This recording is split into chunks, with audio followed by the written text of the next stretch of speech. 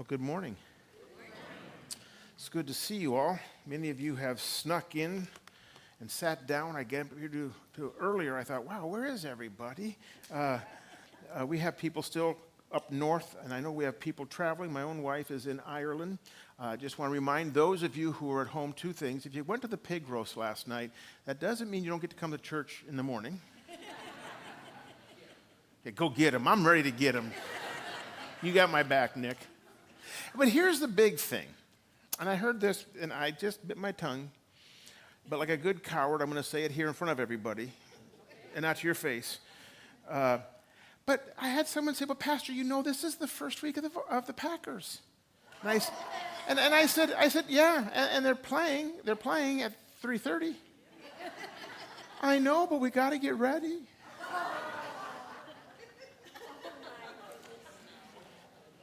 We're going to be talking about you a lot this morning.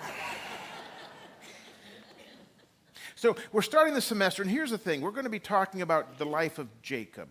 I've always been intrigued by Jacob, right? So Genesis, when you think of Genesis 50 chapters, but when you think of Genesis, what do you think? You think of the creation story.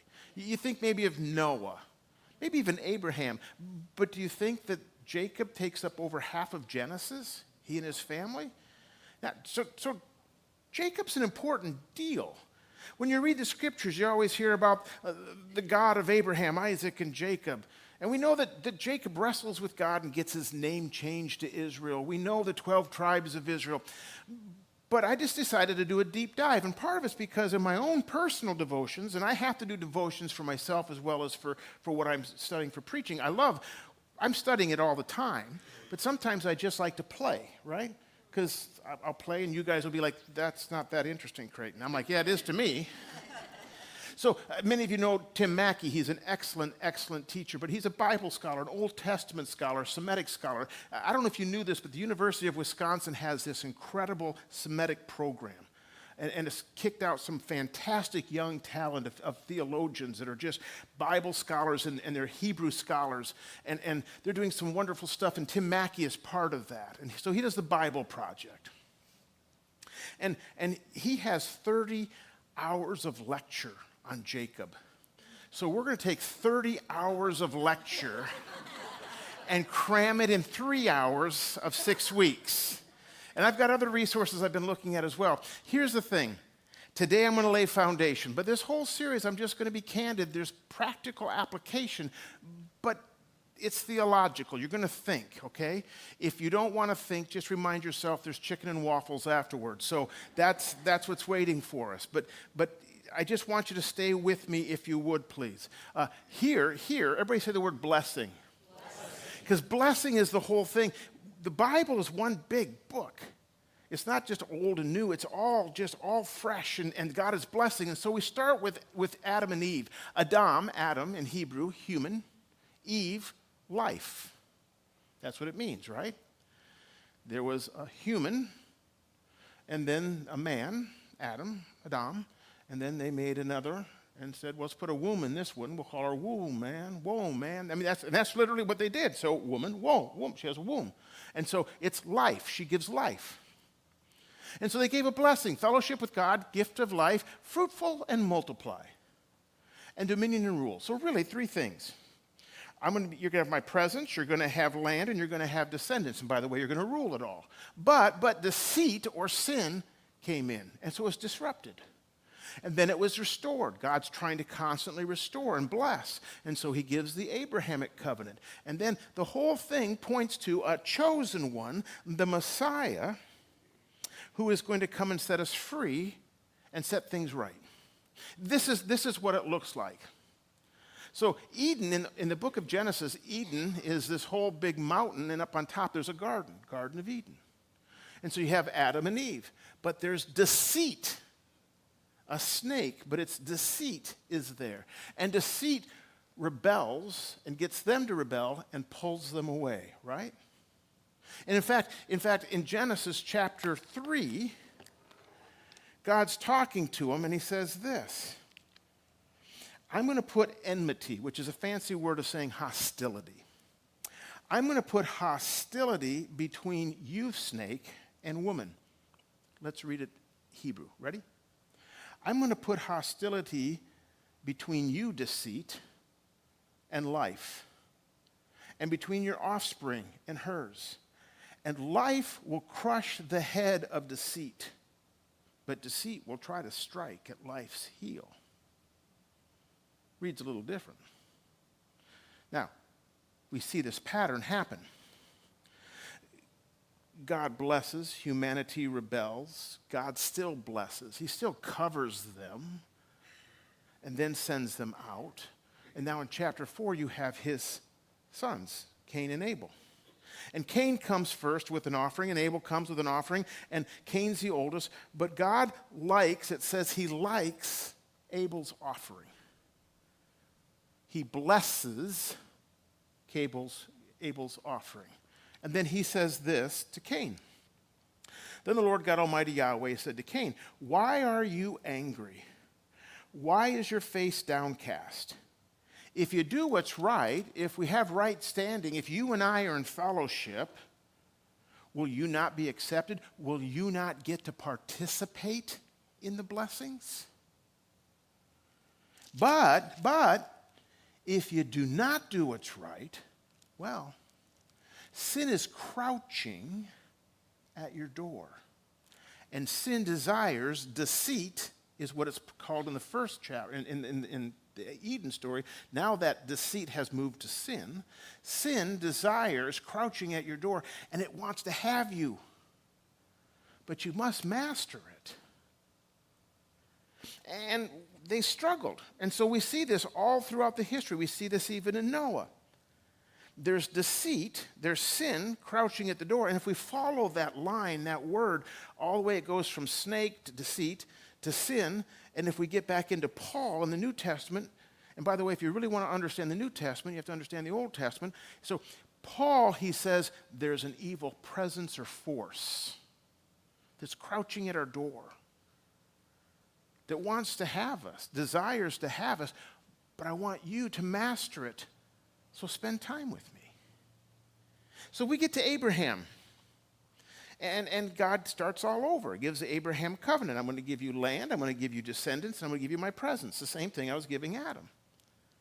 And here's what I want to do. I want to bless you. Why? Because I want you to be a blessing to all the nations. Why? So that they will know who I am.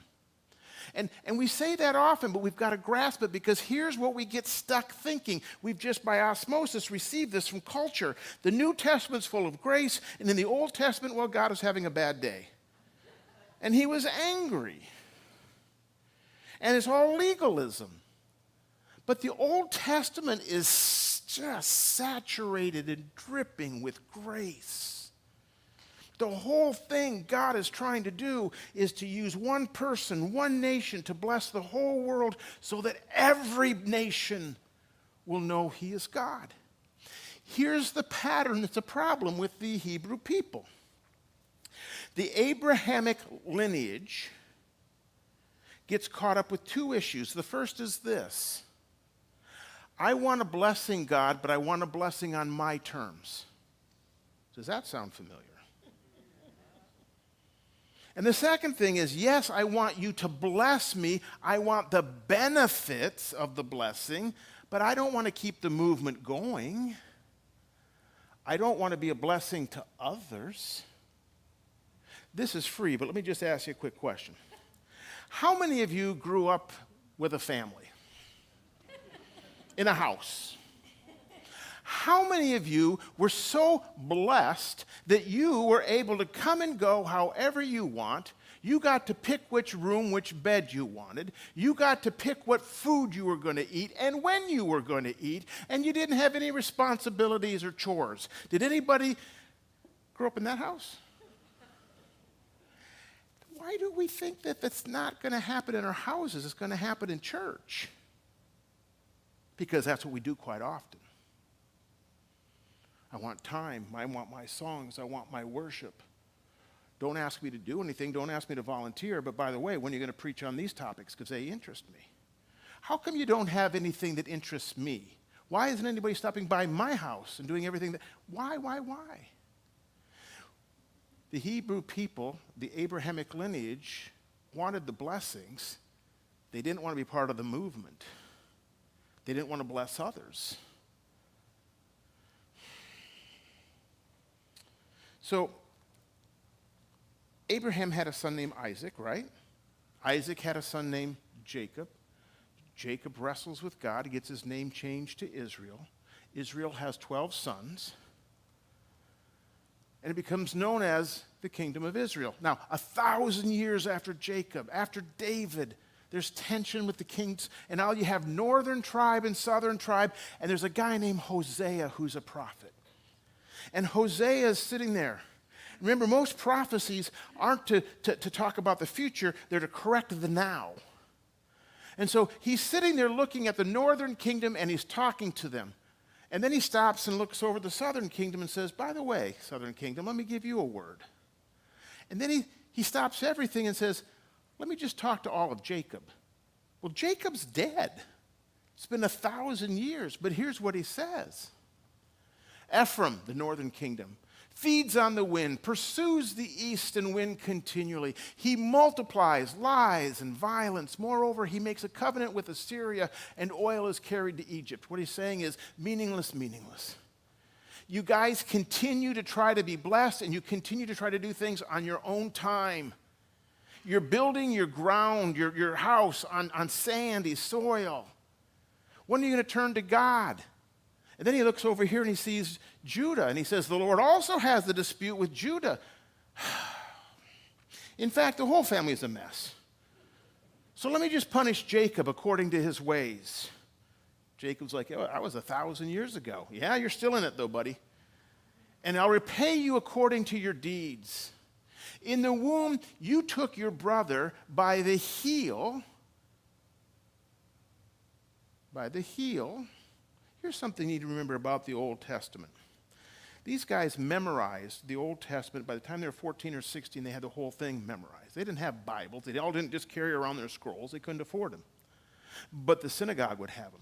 They had it memorized, and it was part of their everyday language. So they would use language to connect and loop and echo back. So if I said, yesterday I was swimming, and a fish went by, and it hit me. And one of you went, doo-doo, doo-doo, doo-doo, doo-doo. What am I talking about? Jaws. Now, 2,000 years from now, if somebody heard that story, they would say, oh, I guess that guy likes to hum and sing. And we'd say, no, you got to put it in context. We have to put the Old Testament in context. And we start to hear there's this constant echo. There's these constant themes being talked about.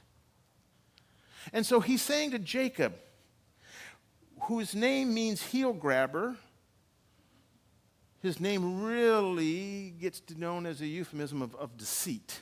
Where have we heard deceit before? Back in the garden.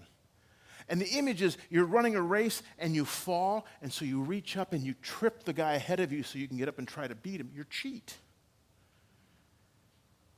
You grabbed your brother by the heel. You're deceitful. But in your maturity, you contended with God. Yes, you wrestled with the angel and prevailed. He wept and sought favor. He found him at Bethel, and there he spoke with who? Now, in the NIV and many translations, it has with him. But the Hebrew is us, because here's what Hosea is saying. Northern tribe. You continue to try to be blessed on your own. You're trying to set the rules. You're not submitting to God. And by the way, you're doing it too. And it doesn't make, I guess it makes sense because you're lineage of Jacob and he followed Abraham. And well, it takes us back to Noah. And that brings us back to Cain and Abel. And now we're back in the garden. And what's true of them is also true of me. I too have sin crouching at my door.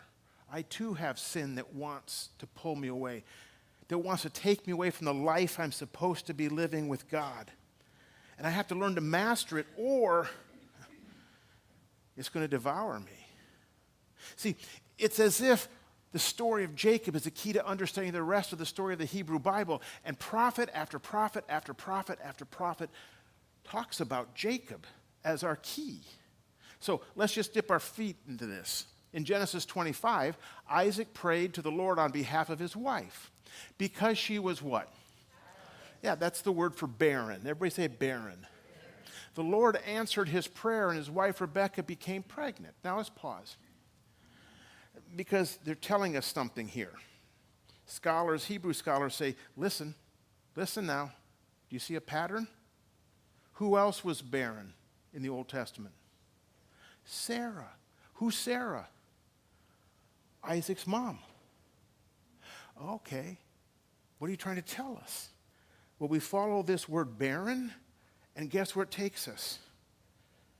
Back to Genesis chapter 1. The Holy Spirit is hovering over the water where there's chaos. It's empty, it's void, it's barren.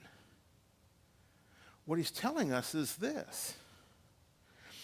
For you to be able to overcome the sin that's crouching, you can't do it without God's presence in your life. You can't do it without God's presence in your life. We're going to be talking about birthright. In Hebrew, the birthright had three main key components. It was usually the eldest male, and the first thing is you got 2/3 of stuff. You got 2/3 of all inheritance. So you got more stuff. Then you were the main judge of the family. You were the justice of the family. You were the morals and keeper of the morals and values of the family. So if there's a squabble between nephews or nieces or brothers or uncles and you're the patriarch, you're the one that determines what's right and wrong. But third and most importantly, you are the spiritual leader, the head of that family. You are the priest to make sure that we keep our eyes on God. That we continue to have our eyes on God so that we are prepared. So when that sin is crouching at the door and trying to ruin our life and take us away, we don't allow it to happen. Because we're learning how to master it. Now, hear this. So what they did in that culture is the firstborn got that blessing. Cain and Abel. Who was the oldest? Cain. Who did God bless? Abel. Ishmael and Isaac. Who's the oldest? Who does God bless? Isaac. Esau and Jacob. Who's the oldest? Who does God bless? Why? Because he's continually reminding us, I'm God. You can't do this without me. He says this in the book of 1 Corinthians. Paul, looking backwards, says, but God chose the foolish things of the world to shame the wise. God chose the weak things of the world to shame the strong. He chose the lowly thing of the world and the despised thing and the things that are not to nullify the things that are, so that no one can boast before him. Let those who boast, boast in him. He's the one you get to boast. One time Israel says, yeah, but we'd kind of like to be like all of our neighbors. We'd like our own king. One that looks like us, okay? We want the biggest, the fastest, the strongest, the tallest, the most handsome. We want Saul. And he was a mess. And God's over there going, yeah, I would have picked this little guy over here named David. Because I want you to understand, you can't do this thing called life and conquer this thing called deceit and sin without my presence in your life. It's powerful what he's trying to remind us. But like the Abrahamic lineage, we sit back and we say, yeah, but I kind of want the blessing on my terms. I don't like this part of the Bible or this part of the Bible, or I don't want to look at that part right now. And I want to be blessed, but don't inconvenience me and bless others because they annoy me. The babies jostled each other within her, and she said, why is this happening to me? So she went to inquire of the Lord. The Lord said to her, 2 nations are in your womb. Now, I put this in for you. The 2 nations was Jacob, who becomes Israel, and Esau, who becomes the Edomites. They're in your womb, and 2 peoples from within you will be separated. One people will be stronger than the other, and the older will do what? Serve the younger. Now, here's the thing. This is just a little rabbit, but let me chase it. There's a theology that's very prevalent in the churches today that I really struggle with. It's called predestination. Because when it's taken to its nth degree, not everybody believes this, but when it's taken to its nth degree, what they're saying is God is sovereign. Absolutely. Couldn't agree more. But then they say, and so therefore he chooses some to be saved and some to be damned. And I'm like, okay, where? Where? And this is one of the main texts they look at. And I'm like, but where? It says two nations. It doesn't say individuals. It's not personal. It's national.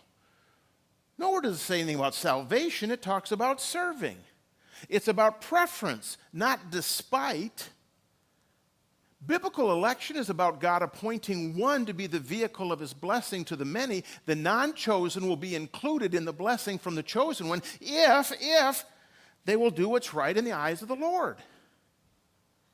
Esau doesn't get chosen, but he's still very wealthy. Ishmael, Abraham says, I know we're going to bless Isaac, but what about Ishmael? I'll bless him too. He'll be quite a nation. He stays in the land around his parents. Jacob's the one that has to deceive and get the father's blessing. See, the promise of God often involves pain. And here's the truth that we don't like to hear. Those of us who are the recipients of the blessing and the promise, sometimes we're the one that slows the movement down the most. The boys grew up, and Esau became a skillful hunter, a man of the open country, while Jacob was content to stay at home among the tents. Isaac, who had taste for wild game, loved Esau, but Rebekah loved Jacob. Now, I've preached this, and you can preach it. The text does say this, but we sometimes say, parents, you shouldn't have favorites. This guy's playing football and hunting and so forth, and this guy, well, soft hands. But that's not the point this text is trying to make. First of all, remember, Rebekah already heard from God. So she's kind of aware of what's going on. Listen to what is said about Isaac. Isaac, who had a taste for wild game, loved Esau. In the Hebrew, it's blunt. Game was in his mouth. He liked his appetites. My appetite is going to determine who I'm going to like because they're blessing me. And it's also a foreshadow because Esau is going to give up his birthright for what? A bowl of stew, his appetite. But here's what I want you to really see, because this is what they're helping us with. Because remember, Jacob's story is our story. While Jacob was content to stay among, it's a man of wholeness. This word content is wholeness. It's actually in the Hebrew a very popular word called tam. It means wholeness. It's the foundation for the word shalom. Job, it means blameless. It means integrity. Here's what they're setting us up for in the next few weeks. Jacob, who we called deceit. Oh, he wears the dark hat, right? But he's the youngest, so is he going to get the blessing? He is going to get the blessing? Oh, now you're calling him whole, tam. Oh, he's a good guy. Because that's what it means, right? But then later on, he's going to go talk to his mom, and she's going to say, go deceive your dad. And he's going to say, okay, but my skin is smooth and my brother's is hairy. And we're like, well, thanks for the detail, maybe too much. Don't know if I need it. But the word he uses for smooth and deceit, where does that happen in Genesis chapter 1, 2, 3? The snake is smooth. But then that word smooth is also the word that Solomon says when he says, I built the temple on smooth stones. Smooth stones, stones with no blemish. It's the term they would oftentimes use to bring the sacrifices. It's non-blemish. Oh, okay, so I guess he's good. But it's also the term used for slick talking, used car salesman. I'm confused. Does Jacob have a black hat, white hat, gray hat? And the answer is, yep. And sin is crouching to Jacob just like it's crouching around us, and he desires to have it, but is he going to master it or not? Is he going to master it, or are we going to master it? Are we going to master the sin that's inside of us? Because here's the truth. All of us have been blessed, but my guess is halfway through the Packer game, most of us are going to lose our blessing and our birthright.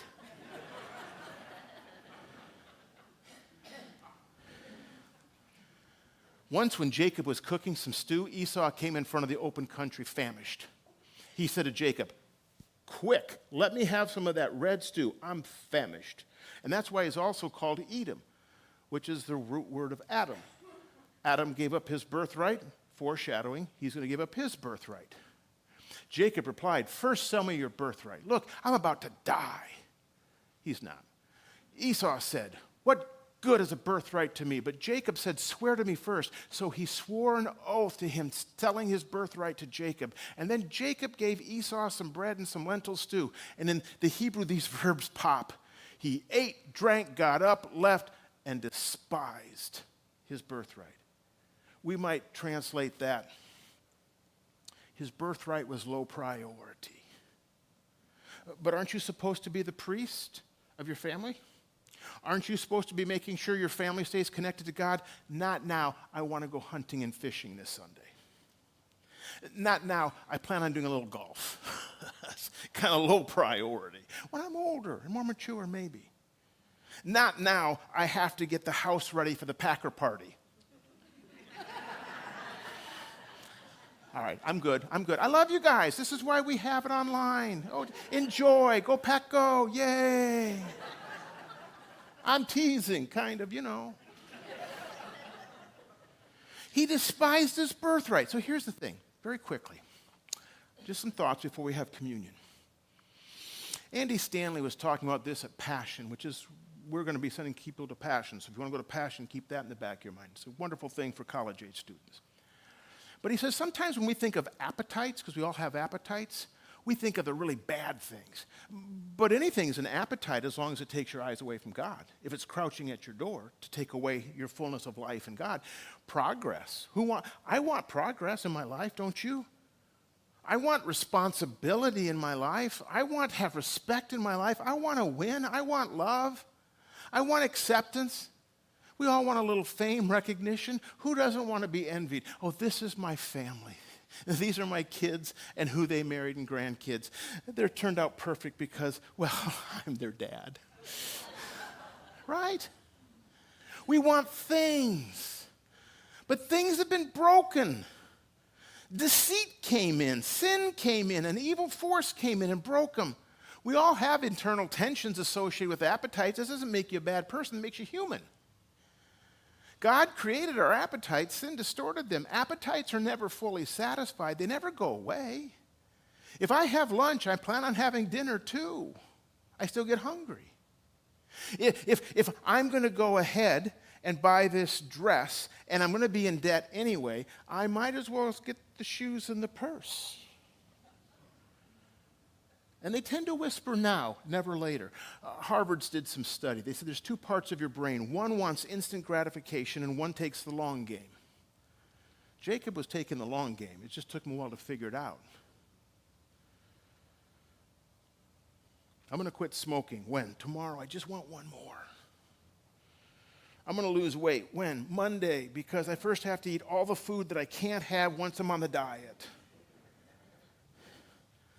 I'm going to get my finances under control. When? After I go see that concert I really want to see because I can't afford to, so I'm going to put it on credit card. So here's the question I have for you as we get ready for communion. How hungry are you? Because we all have appetites. Are you so hungry that you're willing to let the appetites crouch at your door and pull you away from life with God? Or are you balanced enough in your life that you can have the appetites under control? Sometimes we want expensive material possessions, but we have no time for our family. Sometimes we want to be so busy in life that we don't get a healthy physical or emotional rhythm. Sometimes we get so caught up in health that it takes precedence over God. Sometimes we're too busy for the things of God. So the simple question is this.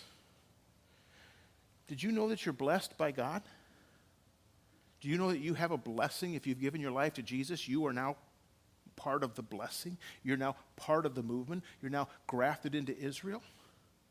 You've been given eternal life, which is not just length, it's quality. Did you know that you've been given the Holy Spirit, which isn't just a title, it's actual being that many of us have tucked away dusty in a corner, and we're not woken him up yet and said, hey, be part of us, lead us, guide us, comfort us. Do you know that God is blessing you so that you can be a blessing to others? But like Abraham's lineage, if you're like me, man, here's the truth. Too often, I don't want to bless others. I want the blessing on my own terms. Here's the good news. There are very few rooms that I go into anymore where I'm the biggest, fastest, strongest, best looking, wealthiest, smartest guy. But God says, you know what? You're exactly the person I'm looking for. I'm going to bless you because nobody's going to think you could do this on your own. They're going to know that I am your God. I want to use you to bless and to be a blessing to others.